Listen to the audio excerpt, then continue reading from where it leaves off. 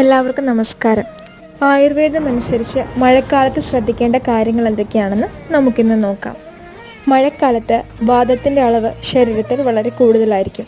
കൂടാതെ നമ്മുടെ ദഹനശേഷി ഈ സമയത്ത് കുറവായിരിക്കും.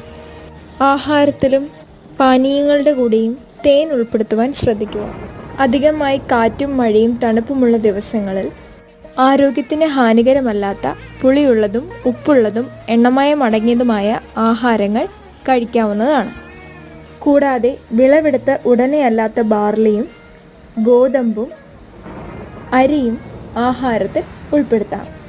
തിളപ്പിച്ചാറിയ വെള്ളം മാത്രം കുടിക്കുവാൻ ശ്രദ്ധിക്കുക. പരമാവധി അധികം ഈർപ്പമില്ലാത്ത സ്ഥലങ്ങളിൽ സമയം ചിലവഴിക്കുവാൻ ശ്രദ്ധിക്കുക. ലളിതവും ശുചിയുള്ളതും ഉണങ്ങിയതുമായ വസ്ത്രങ്ങൾ ധരിക്കുവാൻ ശ്രമിക്കുക. പകലുറക്കം കഴിവതും ഒഴിവാക്കുക.